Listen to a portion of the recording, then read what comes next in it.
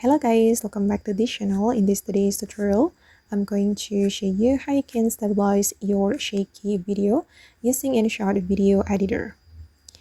Okay, let's get into it guys. InShot has just added a new feature, a stabilizer feature that you can use to stabilize your shaky video. And in today's tutorial, I'm going to show you how we can use the stabilizer. Okay, first of all, let me open up the video menu, and I'm going to create a new project on InShot. We can select new, and then I'm going to select one of my videos here.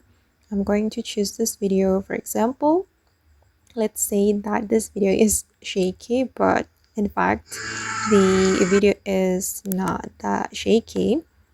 Okay, and if you want to stabilize your video using the stabilizer, you can scroll all the way to the right guys, and then you will see the stabilizer feature here.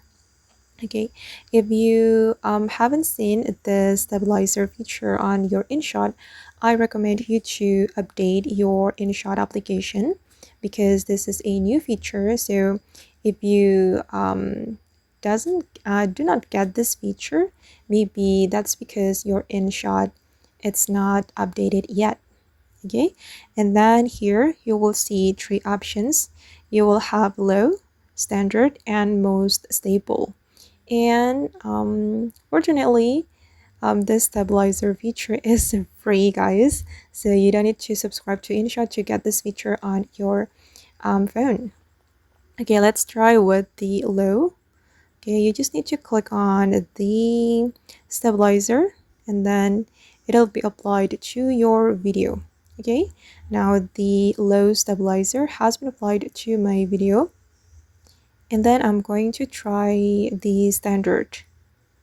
Okay, and let's practice it.